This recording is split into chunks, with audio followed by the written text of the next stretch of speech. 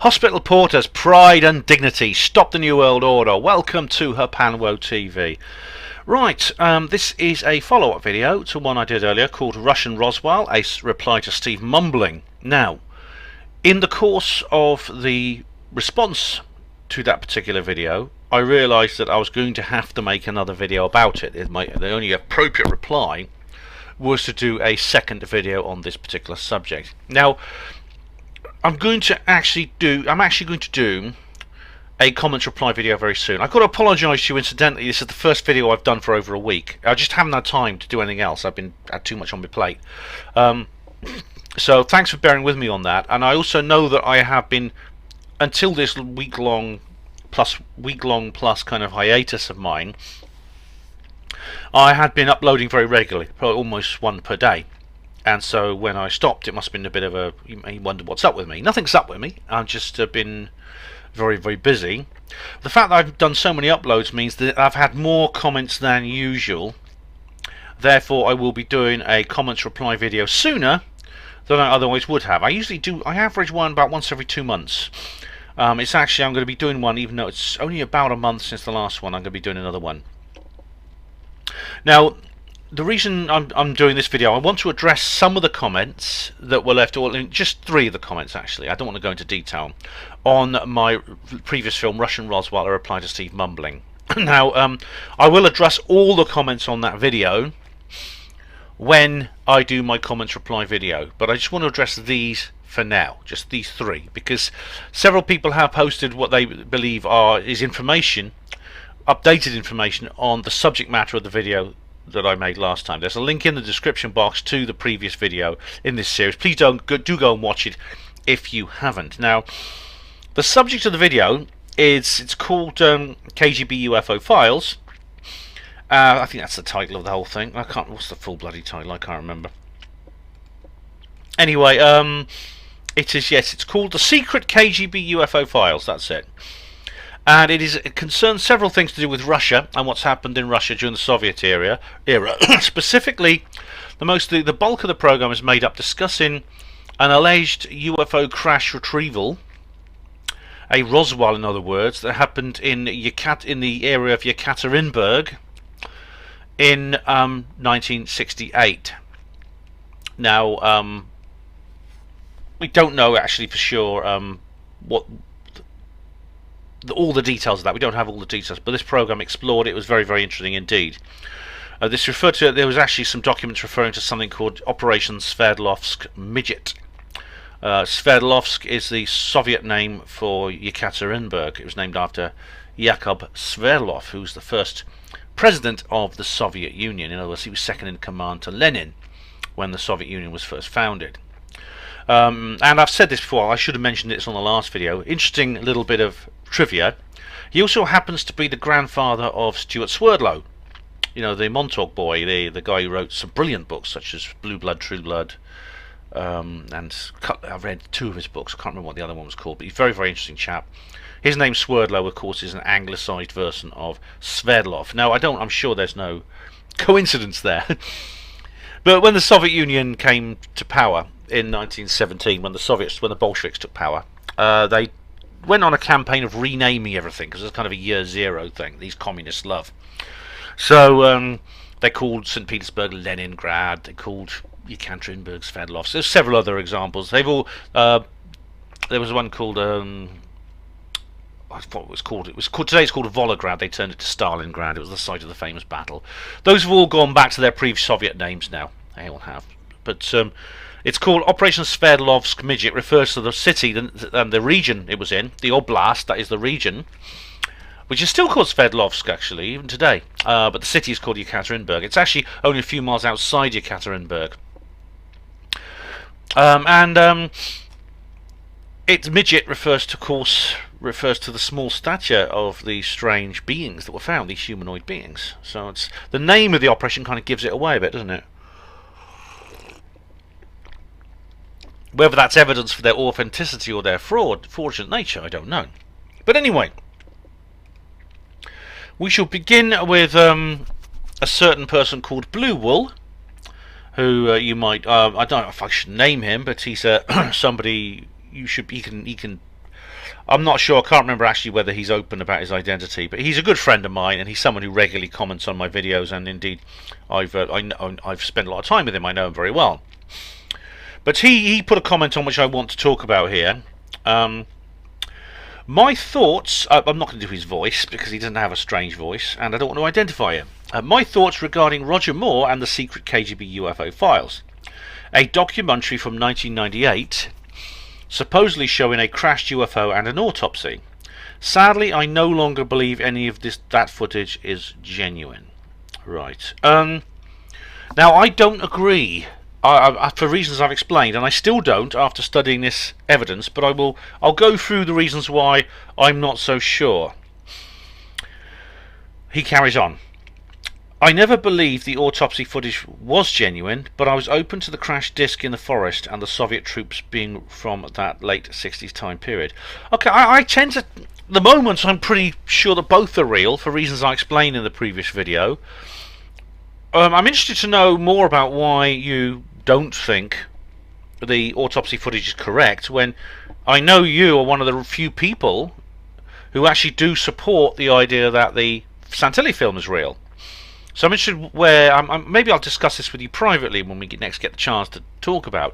But I know you are one of only a handful of people in the world who still support the authenticity of the Santilli film, but you don't support this one, and I'd love to go through that with you, because for me everything that's wrong with the Santilli film is right with this one, as I explain. As for the footage of the crash disc, again, this is, you know, the things that Santilli and his collaborators don't show. They do show this time the film reels, the analysis of the uniforms and stuff like that. They even identified the unit that took part. Anyway, he carries on here.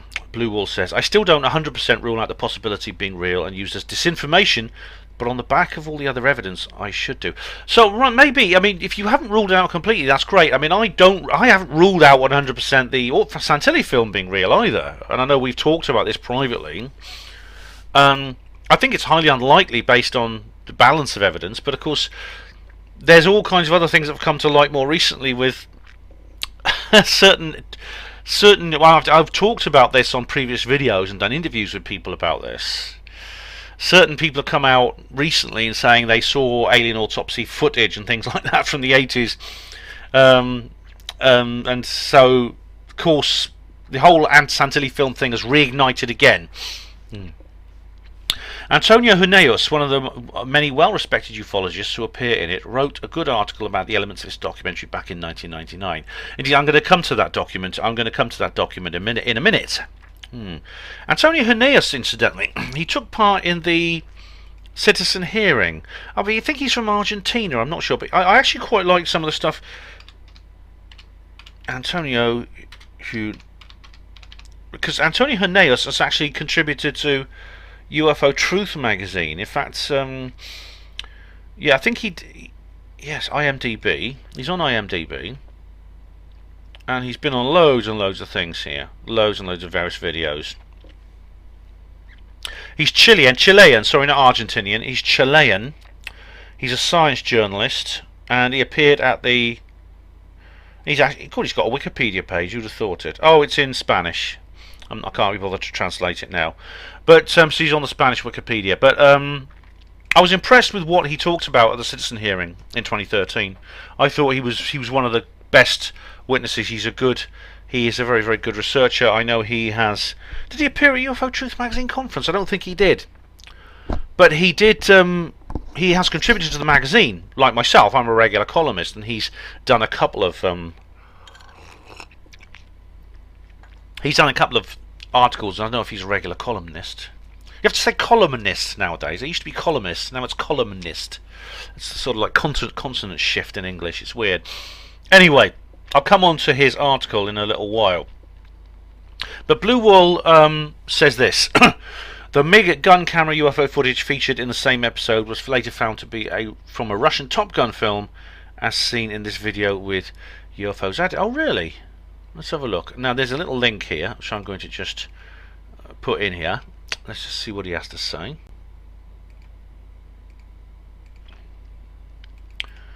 There's a link to a YouTube video.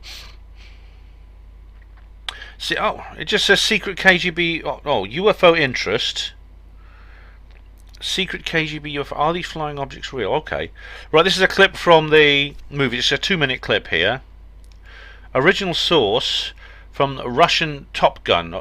Right, so this is it's from a documentary on warplanes called Russian Top Gun. Oh, really? From 1989. And the UFOs were inserted. So the UFOs are fake. Okay, well, obviously, if this is true, then yeah, unfortunately, that gun camera footage is not real, which would be a great shame. But as I said, I've only just quickly looked at this. Again, this is unless the Russian Top Gun video is some kind of retconning. It's almost like getting in your disinformation first and then or just post-dating it, you see. I don't know, I mean, that's a possibility as well. Anyway, Blue Wool says, I have the 5-disc secret KGB file box set from 2007. The other films were disc 1, sex films. You don't have to tell us about that, Blue Wool, you really don't. Disc 2, UFO Files. Disc 3, UFO Abduction Files. Disc 4, Paranormal Files. Disc 5, JFK Assassination Files. Of most interest to me was the UFO Abduction Files, and I looked into this quite thoroughly at the time. This documentary is about a KGB project named ISIS. Project ISIS. Excuse me. Project ISIS was said to be the Soviets' covert effort in Egypt, looking for evidence of ET visitation. Oh, right, fascinating. In 1961, an alleged discovery took place of a 13,000-year-old alien tomb and the mummy of an alien. The story even did the rounds in the papers. Here, some 20 years later, it was from the Sun. Was it thesun.co.uk? This is all. I think. You know what? I'm gonna have to go on and make more follow-up videos. There's just so many links from these. I didn't actually look at these links, but this is from the Sun. Eerie moment: 12,000-year-old mummified alien found by Russian KGB agents. The grainy video features a documentary about the alleged work of those involved in the Kremlin's highly secret Project ISIS. Oh my god. The clip is featured in a newly available documentary series on Amazon Prime. Conspiracy theories say it's genuine, others say it features genuine Egyptologists, and the alien angle turned up later. Oh, right. A man in a hazmat suit is checking radiation levels. Well, they do that, I think so, anyway. But there's a lot here. I'm obviously going to have to look into this some later, but here's the... there's be ads on that video, so I won't bother watching it. But let's see what Blue Wool has to say about it. There's also a bizarre mass abduction caught supposedly on camera from the mid-80s of a busload of Russian tourists. This is nonsense and never happened. All right, I'm not familiar with that, Blue Wool. As I wasn't familiar with the Egyptian story either. But I'm just going to the purpose of this video is not to cover every aspect of this mystery or the KGB and what they got up to. The purpose of this video is to address the Sverdlovsk midget UFO case. So maybe I'll make up some follow-up videos. Maybe we can have a discussion about this at some point, and maybe you could be interviewed or something. I don't know. This is supposedly camera from the mid-1980s of a busload of Russian tourists. This is nonsense and never happened. I never saw that. This is a mockumentary and the people are all actors.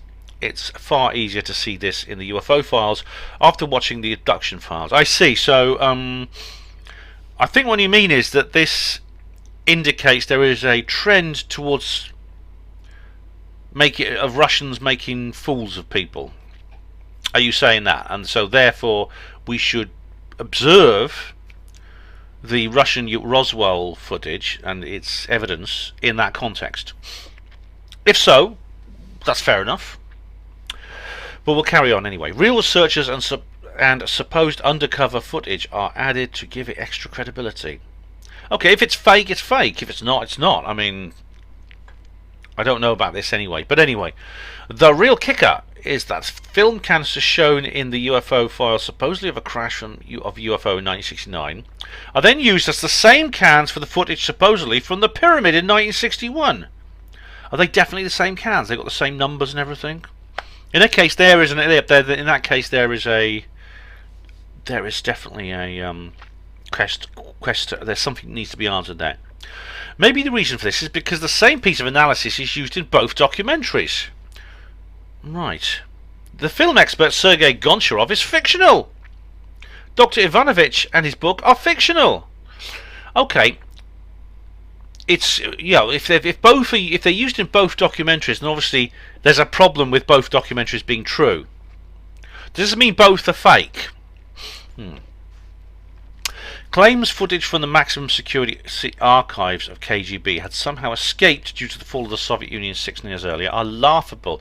No, it's not laughable. That whole amazing building, that's what, I forgot what it's called, the KGB headquarters. It was literally left abandoned. People walked out in 1992 during the final days of the Soviet Union. People just walked out of it. So in 1991, I always get it mixed up. It's 1991 was when the Soviet Union officially ended. In the transitional period, I should say, in the early 90s, when the Soviet Union fell and Yeltsin took power, there was a huge, there was a hemorrhage, a massive hemorrhage of UFO, of general secrecy. And these files are available. You get them on the dark web. I mean, old Soviet files, because people just walked in and took them. The chaos in that country, in Russia and the former Soviet Union, was extraordinary. I mean, people were like selling their belongings on the street. It was incredible. If it's one thing the Soviets and Russians are good at, it's keeping UFO secrets, unlike the USA. Well, normally they are, yes. In fact, they were beforehand and indeed afterwards, but not during this chaotic overhaul that took place sort of in the years, in the late 80s and early 90s, when Russia was in a terrible state. It was in an appalling state. The entire edifice of the Soviet Empire came down very quickly. I mean, as late as sort of 1989, lots of political pundits were sitting there talking. They read Gorbachev's book Perestroika, and they said, "Oh, the Soviet Union will last for another century easily in its new form, the way Gorbachev has restructured it. It's very, very solid. It's very stable. It'll go on. It'll last at least another century." 3 years later, it was gone. Gorbachev was out on his ear. I don't think that was intended by the Illuminati. I think the Illuminati actually did intend, through the Rockefeller Foundation, to keep the Soviet Union intact, and it didn't work. But that's a story for another time.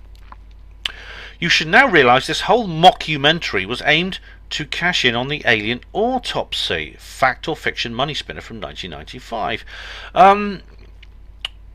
Well, I don't think that's the case. There's several reasons why I don't think that's the case. Some of them I've covered before, but I do suspect that this might well be real. It may turn out it's not, but it seems unlikely. It seems unlikely considering the nature of how it was created, some of the elements of it, the fact that it was the fact that they identified the location, stuff like that. They want to cash in on the alien autopsy. Okay, Blue Wall, yeah. You have crash UFO footage, another alien autopsy, both in colour, supposedly filmed in the late 60s, as well as supposedly black and white footage of the alien mummy discovered in a tomb in 1961. Right, I think I'll probably have to watch that alien mummy thing, and watch the interview with Sergei Goncharov. If indeed they simply haven't cut the one from the other. It's possible one of them's genuine. Obviously, they both can't be genuine. Obviously, a lot of money was spent on this, and having someone like Roger Moore to present it would have given you a bit more credibility. Oh yeah, it's quite something, isn't it?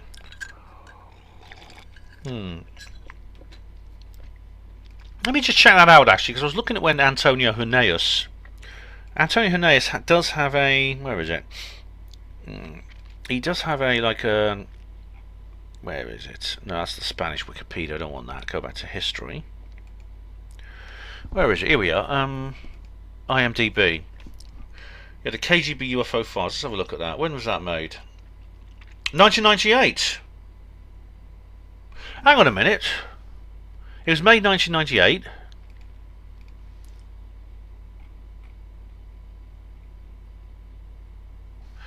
Just a moment. Okay, there's a 1999. So okay, I'll come to the article in a moment. Just one moment. There was this. Let's just have a look at this video again. We'll look at the Top Gun video again. Bear with me, ladies and gentlemen.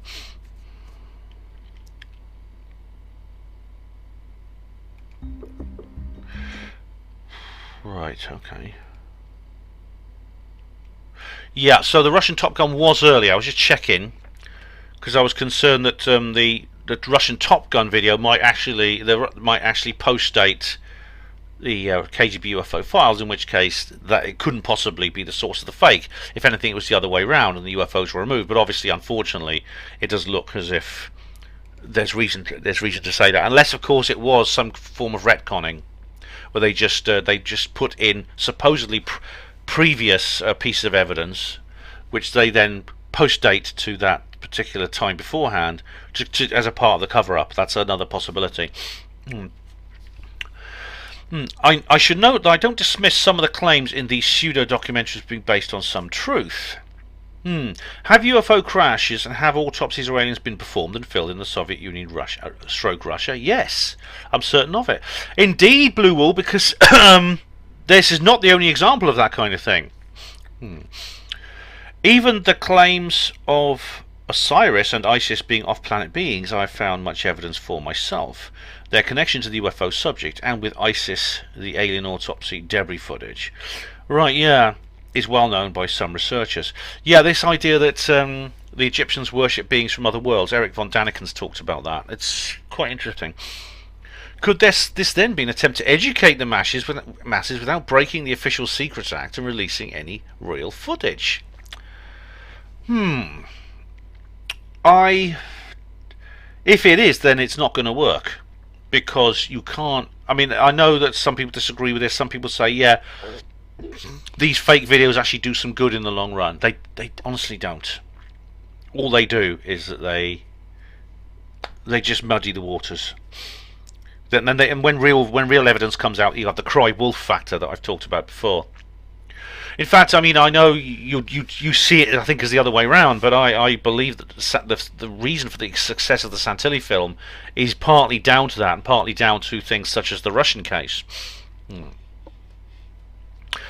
Anyway, this is all for information quite a long time ago, and I'll come on to that again in a minute. Maybe Blue Wall thinks that is a possibility. That someone is actually trying to put real stuff. I mean, it could, if it was truly came out, if it was revealed at the end it was fictional, I would say yes. But putting out something that's fake and then claiming that it is fake all the way through, and putting out something that is fake which you then say is true and claiming that it's true all the way through, I can't see does any good. I can't see it does anything other than make people go, oh, roll their eyes and go, oh, another fake. And then again, you have that cry wolf factor. So, real videos come out on YouTube and people say, oh, another fake. Look, they're everywhere. Students make them. This is Blue Wall continuing. Could it also be viewed as state-sponsored disinformation to fool interested parties and put people off researching the subject? Well, if it's fake, then possibly, but I'm not convinced that it's fake. We'll have to see. Maybe, but I feel the most likely reason is a cynical attempt to cash in on the success of the Santilli footage some 3 years earlier. Well, there's many people have been accused of that. Indeed, the detractors of the alien interview, which I'm going to come on to that in a minute, believe that. They believe it's simply a way of basically trying to make another Santilli film and getting the same response, because of course Santilli and Schofield made a lot of money off that. However, this is not this is different. This is not a. Obviously, the footage you see, like the autopsy footage and the crash footage, is not. I don't believe that's an amateur production. It can't be, because you'd have to get like all the actors to play the soldiers. You'd have to get the actors to play the doctors, things like that. And this isn't going into things like the flash frame issue and stuff like that. I mean, of course, that could be part of the plot, but it seems a little bit over elaborate. Obviously the secret KGB UFO Files is a professional production done for a network. It's done for a channel. It's done for TLC. It's therefore, really, is there anything that they could? It's not like there's some people with no money trying to make money by putting out some fake footage they then sell to a big network. This is produced by a big network, so presumably the fake would be produced by a big network, which means they're not really going to make a lot off it. They wouldn't make if they just done a simple documentary with real evidence. And let's face it, there's enough real stuff coming out of Russia that's interesting enough, and indeed other Discovery, History, TLC documentaries come out about that and been very successful. There's plenty of real stuff coming out of Russia. Why do you need to fake things to cash in? Here we go. One last note of disclaimer at the state of the DVD covers. At the start of the DVD covers a whole multitude of sins. Yeah, this did come up in the previous video. The fact that there is due to the highly sensitive nature of the program you're about to see, it was necessary to change the physical appearance and names of some of the participants. Yeah, that does happen. Let's see. This is the secret KGB abduction files. Is another one. Oh, I'm gonna have to watch that at some point, aren't I? So I'll maybe do another video about this. This is interesting. Oh yeah, the secret KGB abduction files. What's this? What's this like? Oh, it's got Roger Moore too. It's not the same one, is it? Oh right. Oh, blimey! I'll have to watch that too. Oh. Oh, well, there'll be another video coming up anyway. So is this all part of this collection, Blue Wool? Is this all part of this collection? Which is part of this DVD package you got. You got the sex files, right? Maybe you could lend me that at some point. The UFO files, abduction files, paranormal files. Okay. Is it all part of a collection? I don't know, but anyway, I'll look into what you said here, okay? If it turns out this is fake, fair enough. I've never completely shut the door on the possibility it's been fake. Based on what you've written here, it seems overly elaborate for it to be fake. It does. There's also this possibility. I'm going to come on to this again in a minute. There's also the fact this is so old. I mean, it was made in 1988. A lot of the information here is very old indeed, over 20 years old, and so far, again, the cards have not fallen to the table. That makes it very different from the alien autopsy. I make this point about the alien interview, and I will do again. But anyway, let's go on to Antonio Huneeus' article. Now, this was actually copyrighted. It was actually published in Fate magazine, January 1999. Oh my god, we're going back 21 years now. And it's called, oh my god, KGB, Kidding Gullible Believers, the truth behind the KGB UFO Files. Oh my goodness. Well, first of all, that's a title with enormous hubris. That's quite brazen. The truth behind, right? The truth exposed. It's like when Stefan Molyneux makes those videos where it's called The Truth About, and he just gives his opinion, and sometimes that opinion is wrong. So someone says the truth behind something. They're blowing their own trumpet quite a bit, aren't they? It's like, yes, the truth has been revealed, and I've done it. Yay! And this is funny. There's like this title here. They've done it up to make it really mysterious with pictures of the aliens, and then it's all done like with typewritten documents. KGB, kidding gullible believers. Ha ha ha ha ha. Right. Oh dear, ladies and gentlemen, we have a poser on our hands. We have a truth poser. How do you know that, Ben? I hear you say. Well, gullible. Whenever you hear someone use words like gullible or psyop, if they use them or not so much words like psyop and disinfo, if they use them too often, right, you know you're dealing with a truth poser. And this is a person who says, look, I've exposed this disinformation, this is not real, etc, etc. Now, you can do that. I've done things like that before. I have written debunking articles and I've made debunking videos and done debunking radio programs about various things within the UFO paranormal conspiracy theory community. I've taken down the skeptics a lot as well, but I've done other things. I've done other discrediting and debunkers about things within the UFO Paracon field, within the conspiracy sphere. I've explained why I think they're wrong. For example, Nibiru. I did a whole video because a lot of people in UFO Paracon were going on about Nibiru coming, and so I did a video explaining why it's all rubbish. There is no Nibiru, or if there is, it's a long way away. It's not going to come anywhere near the Earth for thousands of years. But I didn't use words. I didn't make it a personal attack. I didn't kept on going on about gullible all the time, right? Now, whenever you hear someone do that, when they keep saying gullible, referring to other people, or they use words like psyop, disinfo, continuously about all kinds of things with no evidence, and they're always bringing up other people's names into it. Whenever you come across these, you're dealing with a truth poser. Because, I mean, I'm going to read through this article in a minute, but I already know, just from looking at that title, what the subtext is going to be. The subtext of this whole thing is, this is all fake, and I've seen through it, I've sussed it, I've worked out that it's fake, I've not been fooled. But you have, and that makes me superior to you. That is what we're dealing with here when we're dealing with a truth poser, and that, unfortunately, based on this title, is what I'm looking at here. Right, so the truth behind it, let's have a listen. By Antonio Huneeus, Fate magazine. Right. How do I do his? I'm not going to do a voice for him. Oh, no. Hollywood loves sequels, so it shouldn't be surprising after the high ratings hoopla surrounding the Ray Santilli alien autopsy. Well, I have to agree with that. Yes, high rating. It was pretty incredible. I mean, it wasn't quite like it was presented in the Anton Deck movie, Alien Autopsy, where everyone goes, "Oh my God, these figures are wrong. These figures are wrong. We're going again." When, sir? Tonight. That wasn't quite that extreme, but it was the Alien Autopsy documentary that came out about the Santilli film was very popular.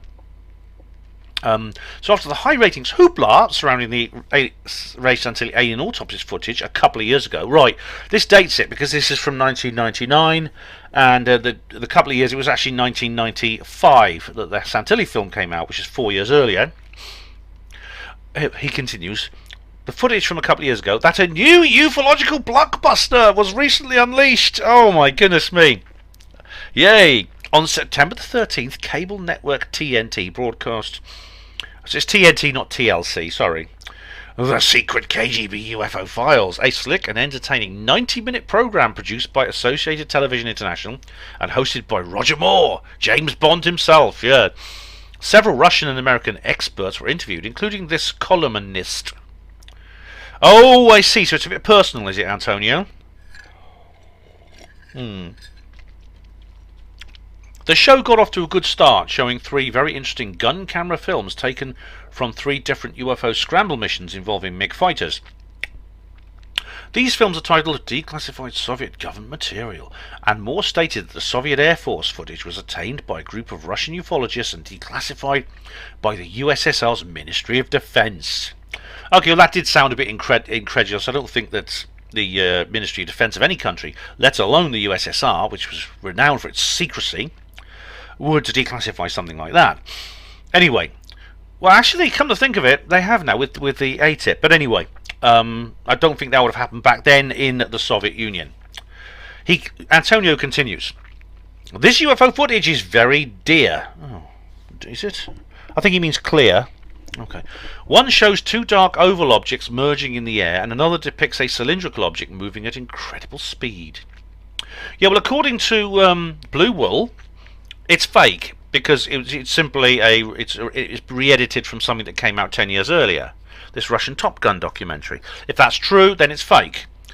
On the other hand, it's not really beyond the realms of credibility that such films now do. If it is real, it's not beyond the range of credibility that certain films like it do exist. That they exist in terms of real ones that have been declassified in the post-Soviet era. We're now in the 4th decade following the fall of the Soviet Union. Pretty much on the dot. I mean, officially it was disbanded in December 1991, but it was a process that lasted from basically the rise of Gorbachev to that point. So it's not incredulous to think that something like that has managed to get out somehow or other. And indeed, there's nothing really. I would say that what you're looking at in this particular video of these fighter jets intercepting objects, it's no more spectacular than the ATIP footage, which has been confirmed as real.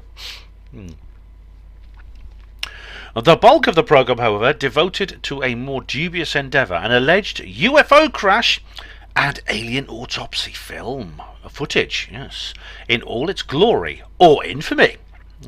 The key expert was Varanamin G. Vershagin, a Russian ufologist and author, whom literally no one in the international UFO field has ever heard of.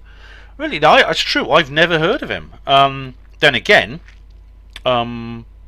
it's possible this is his first rise to fame. You never know. I mean, there's lots of people who do a lot of good work in ufology behind the scenes who no one really hears about, who become renowned, and then they suddenly appear for some reason or other. I mean, look at the team that broke open that brought out the Pentach incident in South Wales. They've literally become quite famous now overnight because of this. But I'm specifically Gary Jones, who has he's now become quite well known within the UFO field because of his work on the Pentach incident. The witness Kaz Clark, of course, is literally just come onto the scene because of it. However, he didn't get into ufology because of this. He's been doing ufology with Sufon and other people before then. So it could be this Vereshchagin guy is like that. It doesn't. I'm interested to know, Antonio, if you're at some point going to give positive evidence that this person is some kind of actor. Who played him? Who's the actor who played him? Has he appeared in any movies? Did he play a bad guy in James Bond? Come on. Anyway, Vereshchagin had quite a story to tell. According to him, many residents of the Sverdlovsk, today Yekaterinburg, region in central Russia, had seen UFOs and later an explosion on November the 27th, 1968. The event was allegedly published in the Soviet-controlled Sverdlovsk newspaper in the spring of 1969. Farmers in the area of Berezovsky found strange debris and contacted the KGB. When a crashed disc was discovered in the forest, Soviet troops were called in. KGB cameramen filmed the site and the troops' activity, and later the autopsy of an alien occupant. All right. I should point out that is there any specific reason to think that the alien autopsy footage is a direct connection with the disc crash? I mean, I know there's some people who say these things are connected, but are they? I must say, actually, looking at the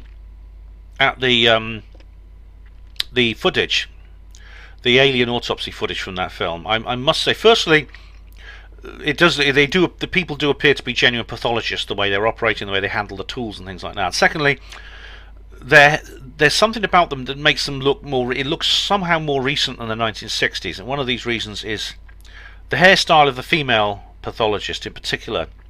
It looks a bit like a Farrah flick, which was popular in the 70s and 80s. From that lady the lady who did the Charlie's Angels. So I can't help wondering if this alien autopsy actually was not connected with the actual Berezovsky crash. That they're two completely separate incidents. I feel entitled to comment at some length about this affair because of my involvement in the show. The producers used a soundbite of me endorsing the film. I said, quote, "This is the best footage of an alleged crash UFO or dead alien that I've seen so far," but they conveniently left out my preceding line, which they tacked on later. "If this is real, and I do not have the elements to make that judgment." I see, so does Antonio have a bit of a boil to lance here because they actually misrepresented him in this particular program? There could be that that's the case, which may have biased him in this particular event. I mean, to be honest, there are some pretty awful activities done by the media in these sorts of situations. In which case, I think that was wrong. It was wrong of them to do that to Antonio. At the same time, this is why I won't speak to certain media outlets. I won't speak to the BBC or Channel 4. I did do an interview with Vice because Vice are getting well and truly based in the last few years, but that's about the limits I'll go. I won't go any further onto the mainstream media, never. Antonio continues. I was interviewed for more than half an hour about the general history of UFOs in Russia, but other than that, my short comment on the 1986 Dalnegorsk incident, that was very good, that was, yeah. And physical evidence, they used only my remarks on the film. Yeah, I mean, I would, the Dalnegorsk thing, it's very interesting indeed. It's another completely different case, but it just gives you an idea of how rich Russia, its history of Russia, going right back to things such as it goes further back. I was going to say the Tunguska explosion, but it goes back much further than that, because there's distinct evidence that there was some extraterrestrial involvement in that. Here we go. When the ATI producers showed George Filer, he was a guy who was... George Filer was at the 2001 Disclosure Project press conference, I remember.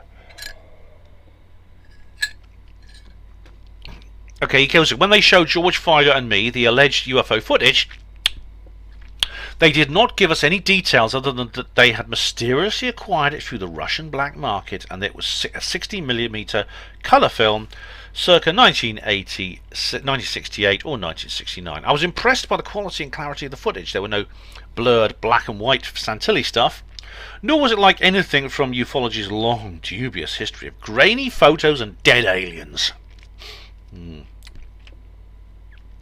Well, to be honest, that's fair. There have been some pretty awful hoaxes within ufology over the years. I accept that. This doesn't mean that everything is a hoax and we need to err on the side and assume things are a hoax unless proved otherwise. Antonio continues. Yet, based on my experience with previous media-driven ufological breakthrough footage, my conclusion is that the much-touted KGB film is not authentic. Really? Right. Now we're getting to it. Okay, we're going to get to the reasons why Antonio thinks it's not authentic. Bear in mind, he's not saying... It's a very, very different thing to say, I can't prove that's real, to saying, I could prove that's not real. Those two statements are very different. They're not the same. Skeptics often get them conflated. They're not the same thing. Skeptics often get them mixed up. There are too many problems. First, there is a Vershagin, the unknown Russian ufologist. Right. He says, nobody I know of has been able to locate a copy of his alleged book, UFOs in the USSR, in which the story of the Berezovsky crash is supposedly told. Right. Well, firstly, he's an unknown ufologist, but is he unknown because he's just an imaginary character who was made up for this particular documentary? This mockumentary? In which case, who's the actor playing him? Have you managed to contact the actor, Antonio? You said you've concluded that this much-touted KGB film is not authentic. Presumably you have researched the background of it and therefore have managed to find out exactly how it was made, who was involved. Because if this is a hoax, it's a very, very big one. It's a hugely elaborate hoax involving hundreds of people. I mean, there were at least 50 troops surrounding the disc in Berezovsky. There was the autopsy scene, which must have been filmed somewhere, which looks like a proper institute of pathology. Indeed, it's even been traced to the Moscow Medical Institute. They must have been involved. Have you contacted the Moscow Medical Institute to ask them?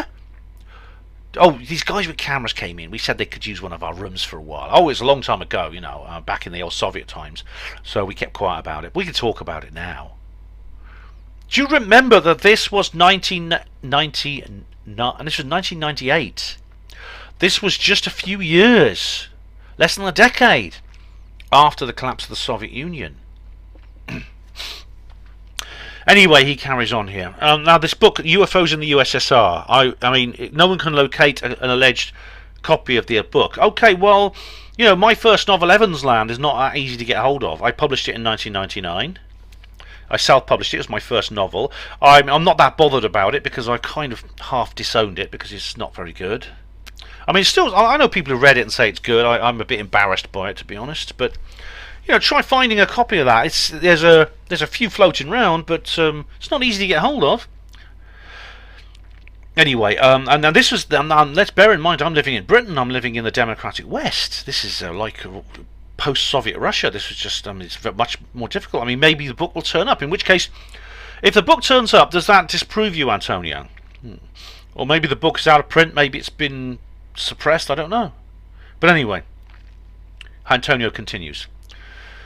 Like the Santilli footage, there is no independent scientific verification of the film or the purported black market KGB documents pertaining to the so-called top-secret Operation Sverdlovsk Midget The purchase of these documents is shown in a... Hang on, I'll come on to that in a minute. But anyway, okay, there's no independent scientific verification other than this guy that Blue Wool talked about, who is supposedly the same guy who verified this mysterious Egyptian footage from 1961. Supposedly, he must be a person. I mean, you see him. He's not a CGI synthespian. You know, he's not like a Carrie Fisher in the latest Star Wars movie. So presumably he's played by an actor. Who's the actor? You've had 21 years to expose this. The people involved, these hundreds of people who would have had to be involved, have had 21 years to come forward and say, "Ta-da! I fooled the world!" And we all know that when people do that, it's a money spinner. It's a path to fame and fortune. Why has no one done it? This is the criticism I make of people who say the alien interview footage is fake. Anyway, so if in terms of independent scientific verification, what would that be? Would that be the film actually being sent to somebody who you know, somebody like a proper, say, like the guy who did the Epstein autopsy, who supervised the Epstein autopsy? Would that do? Would someone like him do? Because remember, several people were identified. There was this other lady who was like a U.S. Army pathologist. I mean, it wasn't just one expert consulted. Who, by your standards, Antonio, what bar would have to be passed for you to regard this film? What kind of scientific verification would you require? Anyway, the purchase of these documents, Operation Sverlov's Midget, is shown in a farcical hidden camera scene in which an American reporter is portrayed haggling with a Russian mobster over the $10,000 price. One would have to be crazy to use such tactics with the real Russian mafia. I'm not so sure. It's not exactly like the movies. I mean, I've been looking at some documentaries about the dark web and about like places where you can buy drugs and prostitutes and things like that. Not that I've ever tried that myself, but it was the actual the guy doing the documentary. It was actually Carl Miller, the one who slagged off conspiracy theorists. But Carl Miller's documentary on the dark web was quite interesting because he actually says that these completely criminal enterprises are surprisingly user friendly. He says he was treated very courteously by the people who run the site. They were very keen to avoid bad ratings. It's like Amazon, but I think what you do is, I mean, this is, I think, the anarcho-capitalist in me coming out, but when you actually remove government regulations, it can actually create a better environment for price negotiations than when it is all controlled by the state. So, I mean, people's experience with dealing with these mafias and these various people, this organised crime, is not necessarily what you see in the movies. You know, it's not like The Godfather and these other films. All right, you don't go in somewhere and you haggle with some guy in sunglasses with a violin case on the desk in front of him, and you wake up the next morning and there's a dead horse's head in your bed. It's not quite like that in real life, from what I've seen. This is just based on my examination of documentaries about organised crime, and especially online organised crime. So I don't think you can actually say it's crazy to use such tactics, because this is yes, he's a mobster, but he's also a businessman. These oligarchs, these people, they're called oligarchs in the early days of Russia.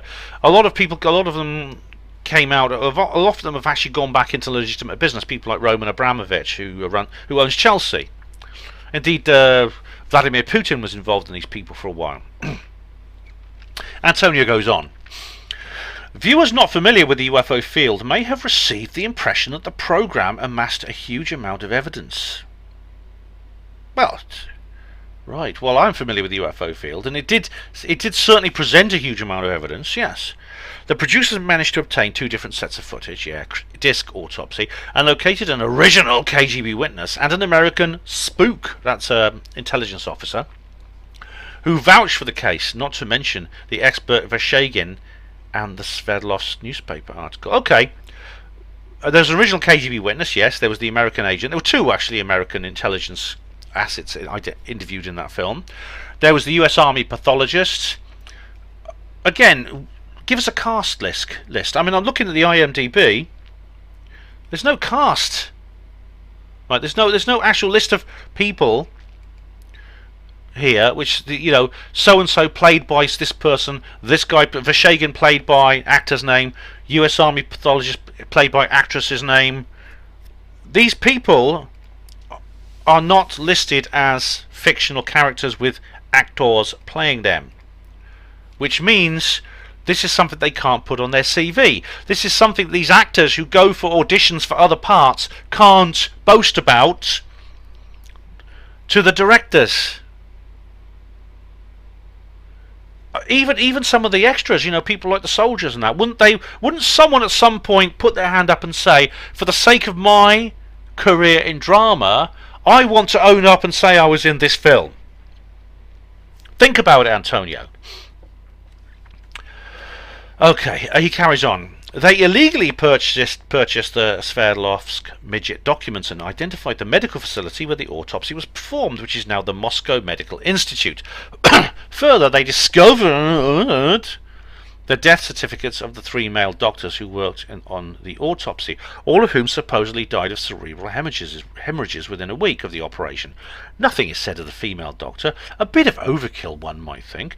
Well, not necessarily. I mean, bear in mind that several people who come into contact with aliens have died of mysterious illnesses. For example, one of the policemen who dealt with in fact, all the policemen, or not all the policemen who got close to the Virginia being are dead, including one young man who's very fit and healthy. They're all dead of some mysterious diseases. As for the female doctor, I don't know. I mean, maybe alien germs are feminists. I don't know. I mean, maybe she did get ill and survived. I don't know. Maybe she wasn't infected for some reason. It said women generally have stronger immune systems than men.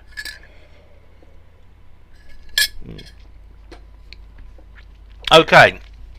Antonio carries on. I mean, again, I should point out again, you call it overkill. Well, it's not overkill if 3 men were killed. Do you see what I mean? Overkill is when you say 50 men were killed, when only 3 were killed. It's mathematics, Antonio. Max Heffman. So this is Antonio carrying on. Max Heffman, a Russian businessman living in New York, who was initially impressed with the TNT broadcast, jumped to analyse the case. Now we're getting to it. His first independent evaluation of the footage posted on the internet was favourable for its authenticity, considering the various possibilities. Heffman wrote that a non-KGB hoax shall be absolutely ruled out. Originally he was favourable. Okay, this is the businessman, a Russian businessman. Knows Russia and everything like that. He says a non-KGB hoax shall be absolutely ruled out. Right. As he dug deeper, he eventually came to the opposite conclusion, so he changed his mind. His last internet report referred to the footage and documents as a very elaborate hoax. Right, we have here a link. It's a hyperlink. Let's click it and have a look. Oh, it's dead. It's actually the Periscope. It just says periscope.com domain name for sale. Right. Okay. Well, to be fair, this is a 21-year-old document, so we can't verify, we can't confirm or deny that. Mr. Heffman cannot actually confirm or deny this because his report no longer exists. So we'll carry on. But I mean, unfortunately, Antonio doesn't actually he gives a link to this internet report, which is now a dead page, and he doesn't actually explain anything more about this. But anyway, let's carry on. Oh, maybe he does. Let's have a look. Oh, he does. Apologies, Antonio does go into details. Okay, right, here we go. This is Max Heffman talking. The producers, and especially their Russian counterparts, I've got to give him a voice, haven't I, must be congratulated for their amazing job, he wrote. Everything was staged absolutely perfectly. Yeah, I mean, you're congratulating them for an amazing job. Right, so presumably you have got to the bottom of this, Mr. Heffman. Okay, and you now know exactly how it was done. because of course you've watched the documentary on how it was made. You've watched like the what's the word? You've watched the featurettes, have you? Let him carry on. Heffman's suspicions were aroused when he tried to find the November the 29th, 1968 edition of the Sverdlovsk newspaper. Oh right, so that is a good that's a good area to go. Do you want to look into the archives where this story apparently appeared? Good idea. The script didn't mention the paper's name. All right, didn't it? I thought it was called Sverdlovsk. Okay. The script didn't mention the paper's name, but Heffman was able to read Vecherny on the TV screen. All right, Vecherny. After much trouble, Heffman obtained a copy of the November the 29th, 1968 Vecherny. There was no article about the UFOs or an explosion. Oh, right. That does, to be fair, that does require explanation. One of those is it was a fabrication. Another is there was some mix-up with the date, or some kind of disinformation involving the KGB at the time may have replaced the newspaper and put in a new edition. But you're right, that is suspicious. I understand why Mr. Heffman is actually concerned there. Heffman contacted the medical institute. The story didn't check out there either. He finally located, here we go, one fellow who participated in the production, who confirmed that it was a hoax. Okay. He located one person who said they participated in the production, who confirmed, well, he claimed that it was a hoax. As you know from watching my Skeptic video, I might put a link in the description box to that actually, just for good measure. A confession is a claim too. Okay. This is Antonio speaking now. I spoke with Heffman a couple of times, but he was reluctant to give details because ATI's lawyers had sent him a letter of warning. He has since shut down his website, citing threats of litigation for libel and slander. Oh, really? Oh, really? So these producers who created this very elaborate hoax, who could very easily make even more money by admitting it's a hoax now, have been sending letters of warning citing threats of litigation for libel and slander. And presumably he's still scared 21 years later of these threats, is he? Pull the other one. So we got one guy, a Russian businessman, claiming he met somebody at the Moscow Medical Institute who said he participated in the hoax. And now he's gone quiet. He's basically ghosting everyone. This doesn't, Antonio, this is not looking like an expose, okay? This is not looking like the truth behind so far, but please do carry on. There may be a sting in your tale. Antonio says, I surmised that Heffman had found one of the people who staged the production in Russia, as dozens of people would have been involved. Hundreds, Antonio, hundreds. You surmised that... What does surmise mean? Let's just look it up. Hang on. You surmised. Okay. Surmise. Right, here we go. It's definition. Suppose that something is true without having evidence to confirm it. Right. Fair enough. Antonio, that's exactly what you've done. So well done for being honest there. Well done indeed. Okay, Antonio carries on here. Needless to say, there would be no problem buying or renting authentic Soviet-era military uniforms and equipment. Yeah, you could get them from, say, from people who supply the movie industry. Absolutely, yeah. I mean, you can get these things quite easily.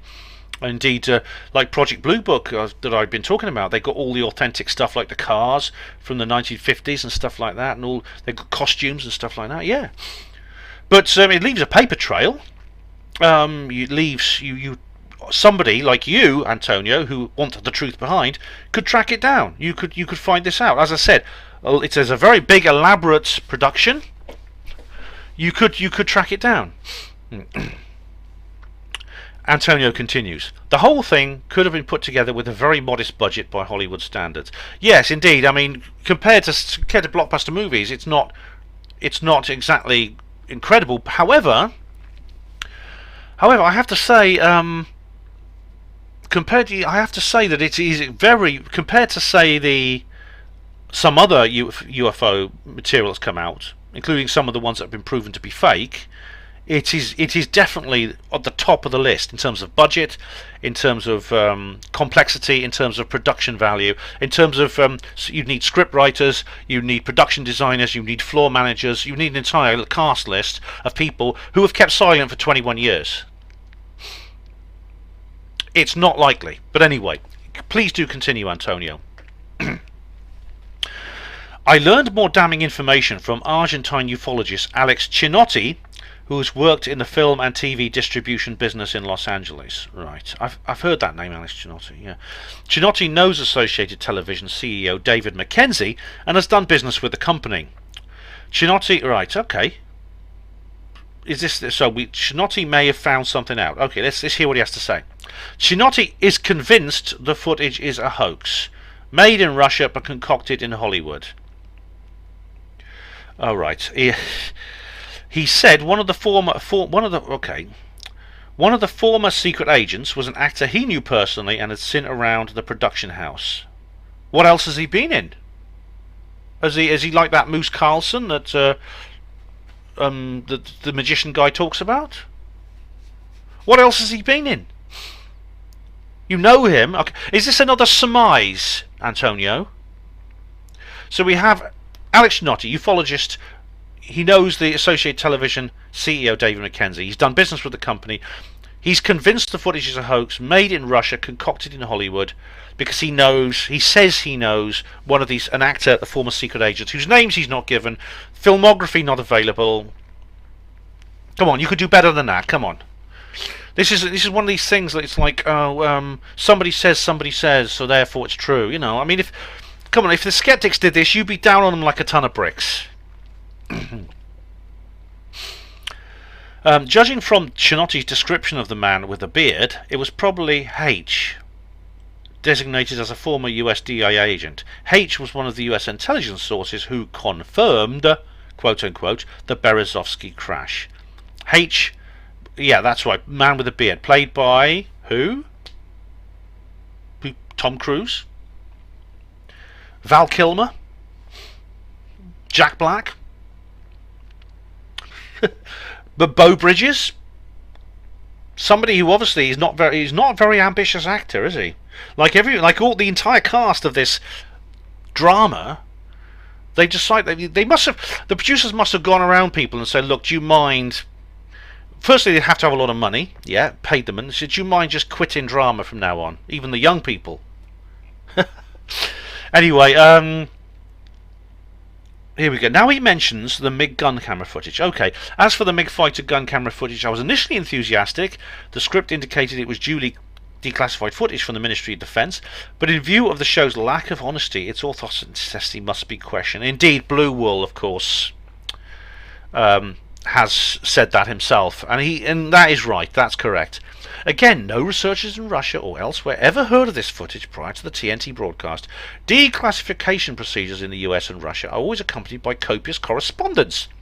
It's fairly simple to show official evidence of declassified documents or material. I challenge the producers to put it on their website, if they have it. Okay, we got another hyperlink here. Oh, where are we? I'm just reading like a copy there. Let's have a look. We have another hyperlink. TNTturner.com. Bloody blah. It's taken a while to load. Give me a moment. Oh, while that loads, I'll just... a page is loading. Until they do, the gun camera footage must also be considered dubious. Yeah, fair enough, Antonio. You know, from what Blue Wall has said, yeah, I do think actually that's a fair question to ask. Ufology is, and this is the final paragraph now, ufology is sufficiently confusing as it is without this new breed of Hollywood pseudo-documentaries. You know, I understand your frustration, Antonio, I really do, because there are pseudo-documentaries around which do confuse things and are very counterproductive. Where I do question what you said is that this example, Secret KGB UFO Files, is one of them. Antonio continues. Not long ago, televised UFO programs were done by network news departments. Yeah, they did, and they bloody made a crappy job of it too. Okay. Following standard journalistic procedures. Well, the thing is, Antonio, the standard journalistic procedures are the ones by which you were edited to say to make it look like you were saying something you didn't. It's not a good thing. It's a bad side. It's a bad thing. Anyway. Lately, the trend has been to maintain newsy style. Yeah. I know what you mean. The newsy is it's like a soundbite news channel on YouTube, and that's a bad thing. You're right. It is a bad thing. He continues, but to warn viewers that it's meant as entertainment with the disclaimer, what you're about to see may or may not be true. Well, you see, this came up in the first video, didn't it? I'm just going to have a quick look and see if that page has come about. Oh, no, this site can't be reached. Okay. Gateway timeout. Now, this came up in the first video, the one that Steve Mumbling was talking about, the one I did in reply to Steve Mumbling. He says they have a disclaimer on it, which is what you're about to see may or may not be true. And I said at the time that, on one, you could interpret that as, well, this is fake, okay, but we're just covering our asses and we're presenting it as real, and we're covering our asses legally with this disclaimer. But it could also mean we are presenting some evidence which has not been confirmed scientifically yet. We're just presenting it to you, the viewer, to make your own mind up what it is. If it turns out that it's untrue, then we apologise, but we didn't present it as scientifically authenticated. So it could mean either of those things. But Steve doesn't. Steve interprets it in the most, I think, the most ungenerous way possible, and it seems that Antonio Huneeus is doing the same. We're nearly at the end now. Antonio says, pseudo-documentaries mix fact and fiction. Well, they don't actually. They tend to just create a kind of fiction which is made to look like fact. Some of them do put in some fact as well, and indeed that is a bad thing. And indeed, I think fiction presented as fact is generally a pretty bad thing. I don't agree with this idea you can draw people towards something by putting out something fake, which will then reveal the truth. And this came up in episode 2 of Project Blue Book, if you remember, and my review of that.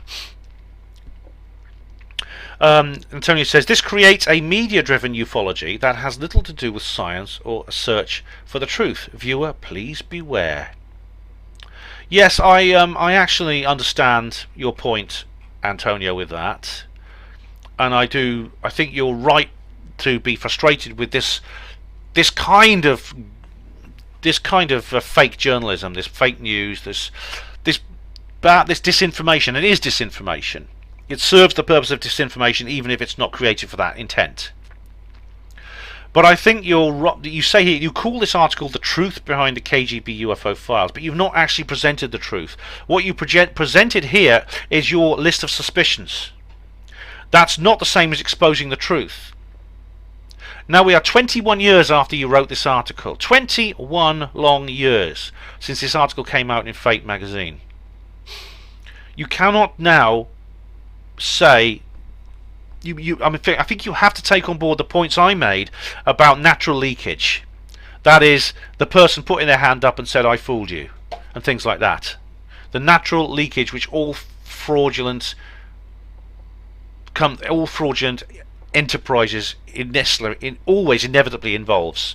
We've seen this with lots of things. We've seen this with alien autopsy. Sorry, Colin, but it's true. And things like that.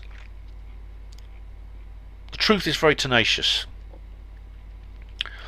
Finally, I should point out Victor Nevada. Now, Victor Nevada, I'm not actually going to read his comment out. I'll do that in the upcoming comments reply video. But he put a comment on this about the alien interview. I've done an entire... I might put a link in the description box to it. Skeptics Alien Interview, I've got to remember that. Victor Nevada has done his own research project on the alien interview footage. I've covered it myself, both on the main Hapanwo website, on a Hapanwo radio show marking the 20th anniversary, and more recently a Hapanwo TV video, because it was a reply to Steve Mumbling, basically. And I think he's right. I think this is real for the reasons I explain in that video. In fact, I will definitely put a link to that so you can actually see it for yourself. I'll put a note in now. Let me just go back to the top where the notes begin. Ooh, right, there we go. So I'll remember, otherwise I forget these things. Here we go. Ooh, it's been a long time. Here we go. Okay, BG in alien interview. There we are. I've done it on live camera. Okay. So, with that being said, ladies and gentlemen, I will probably say more in the future. There'll probably maybe another video in this series. I will certainly go through the comments on the Russian Roswell reply to Steve Mumbling video in my upcoming comments reply video. But I have to say, based on what I've read and what I've read to you, this does not, I think, discredit. It does not, I think, prove or reveal that the Russian Roswell footage is fake. It doesn't prove that the secret KGB UFO Files was a mockumentary. You presented no evidence of that. If evidence comes to light, then I will present it honestly. And if it turns out it's fake, I'll accept that. But I honestly don't. I'm afraid I don't see it right now. I don't see it right now. You may turn out to be proven right in the long run. Indeed, I myself am open to the possibility. But I'm also open to the possibility that this is genuine. That the footage is genuine, the documents are genuine. That is something I'm not going to dismiss. It seems that Antonio Huneeus, especially, Blue Wall kept his mind open, but Antonio Huneeus, it was, I surmise, the truth behind. He uses language like that, which indicates he shut himself off to the possibility that I talk about. And that to me is not scientific, it's not ufological. And, normally he exhibits better standards than this. And to be fair, I mean, this was 21 years ago. Antonio may well have changed his mind since then. He may well have improved his methodology. I don't know. I'm addressing him in the past, more than 20 years ago. And believe me, I mean, when 20 years ago, I was an idiot compared to what I am now. Which I'm not an idiot now, am I? Even though some people think I am. So that is my next. That is my it's called. I'm going to call this fact or fake. I think that's a good title. Anyway, I hope you enjoyed this second video on the subject of the Russian Roswell. Stay tuned for more. I hope not to keep you waiting as long as I did between my last video and this one. Thank you very much, all of you, for watching Hapanwo TV. Hospital Porters, Pride and Dignity. Stop the New World Order.